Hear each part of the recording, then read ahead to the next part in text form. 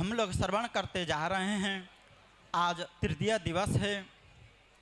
श्रीमद् भागवत महापुराण का अर्थ बताया गया है कि भाति सर्वेषु लोकेषु गीयते नारदादिभिः वर्तते सर्वशास्त्रेषु तस्माद् भागवतं विदुः। अर्थात श्रीमद् भागवत महापुराण सभी ग्रंथों का सार है और श्रीमद् भागवत महापुराण की कथा पृथ्वी में, स्वर्गलोक में, पाताल में सभी जगह भगवान के भक्त गान करते हैं। पृथ्वी में सुखदेव आदि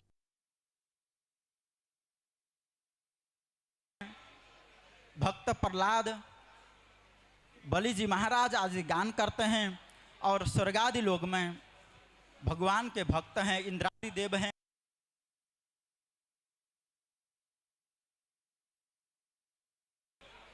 भाति सर्वेषु लोकेषु गीयते नारदादिभिः, और नारद जी इसका गुणानुवाद वखान करते हैं।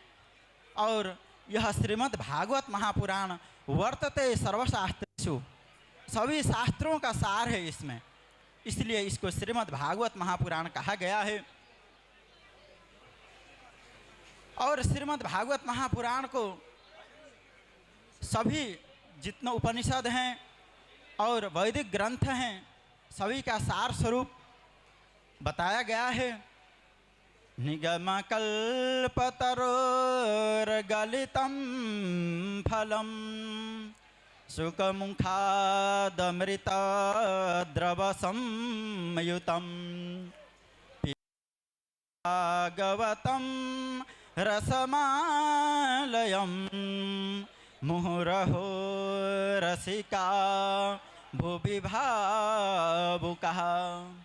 यह श्रीमद् भागवत महापुराण क्या है? निगम रूपी, निगम कहते हैं वेद को, वेद रूपी कल्प वृक्ष का यह परिपक्व फल है। और श्री सुखदेव जी महाराज जी ने इसको ग्रहण किया है।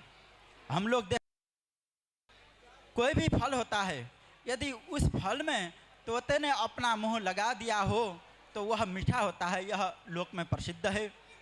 उसी प्रकार श्रीमद् भागवत महापुराण रूपी जो कल्प वृक्ष यानी वेद रूपी जो कल्प वृक्ष का परिपक्व फल है, इसको श्री सुखदेव जी महाराज जी ने मुंह लगा करके इसको निश्चित कर दिया है कि यह फल पका हुआ है।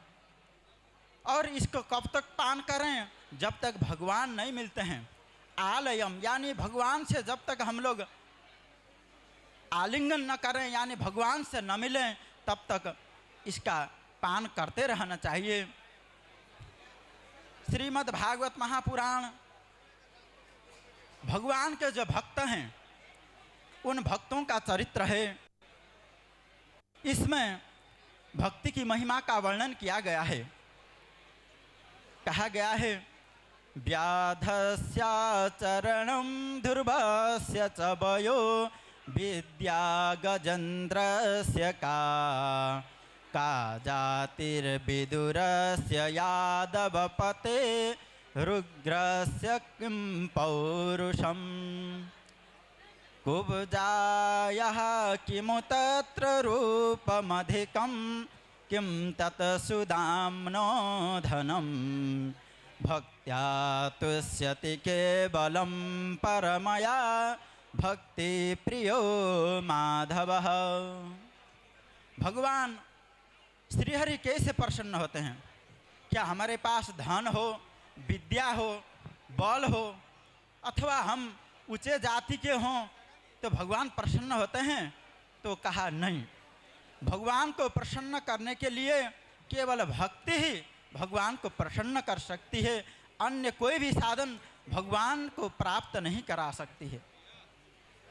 व्याधस्याचरणं ध्रुवस्य च वयो विद्या गजेन्द्रस्य का। कहा गया है भगवान श्री कृष्ण जी जब अपने धाम को जा रहे थे, पृथ्वी में अपनी लीला करके भगवान जब यहाँ से अंतर्धान हो रहे थे, उस समय एक व्याध ने भगवान के चरण को एक मृग समझ करके बाण प्रहार किया और भगवान ने उसी को निमित्त बना करके इस लोक से अंतर्धान होकर के स्वयं गोलोक को चले गए, और उस व्याधा को भी जिसने अंत किया था उसको भी भगवान ने परम धाम प्राप्त कराया। भगवान का जो अवतार होता है, अवतार का अर्थ क्या होता है? अवतार यानी ऊपर से नीचे उतरना। हम लोग एक फ्लैट से दूसरे नीचे जमीन में उतरते हैं, फिर चढ़ते हैं, तो हमारा जन्म नहीं होता है, केवल वह क्या होता है ऊपर से नीचे उतरते हैं। उसी प्रकार भगवान भी जब पृथ्वी में जन्म नहीं होता है, केवल वे यहाँ देते हैं और अपनी लीला करके फिर यहाँ से अंतर्धान होते हैं। इस प्रकार भगवान ने लीला करके उस व्याध को भी, जो भगवान से क्षमा प्रार्थना कर रहा था और भगवान की भक्ति मांग रहा था, उसको मुक्ति प्रदान किया। क्या उसके कर्म अच्छे थे? नहीं थे, लेकिन भक्ति के कारण भगवान ने उसको मुक्ति प्रदान की। और महाराज ध्रुव जी केवल 5 साल के थे, उन्होंने भगवान की भक्ति की, तपस्या किया, भगवान प्रसन्न हो गए। और हम सभी लोगों ने सुना होगा, पाठ भी का पाठ करते हैं। गजेंद्र यानी जो हाथी है, उसने भगवान की स्तुति की और कमल भगवान को अर्पित किया। उसी से प्रसन्न होकर के भगवान उसके समक्ष आए और उसको ग्राह से मुक्ति दे करके गजेंद्र को भी वैकुंठ लोक प्रदान किए। यानी पशु को भी भगवान मुक्ति प्रदान करते हैं, चाहिए।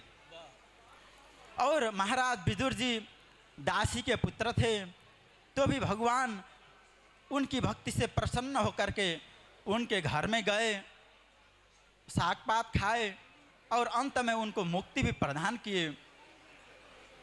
दुर्योधन का घर छोड़ करके भगवान विदुर के घर में जाकर के साग खाए थे, केला खाए थे, यह हमने कल भी कथा सुने थे। और महाराज उग्रसेन जो कंस के पिता थे, कंस ने तो अपने पिता को कारागार में बंद कर दिया था, लेकिन भगवान ने उनके ऊपर कृपा करके, क्योंकि वे भगवान के भक्त थे, कंस को मारने के बाद महाराज उग्रसेन को ही राजा बना दिए। और जो कुब्जा थी, जो कंस के लिए चंदन घिसा करती थी, लेकिन भगवान को देख करके वह कंस के लिए घिसा हुआ चंदन भी भगवान को अर्पित की, और भगवान उसकी भक्ति से प्रसन्न होकर के उसको सुंदर स्वरूप दिया और अपना लिया। अंत में वैकुंठ धाम प्रदान किए।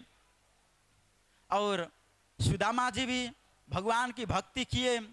उनके पास कुछ धन नहीं था, लेकिन भक्ति से प्रसन्न होकर के भगवान ने उनको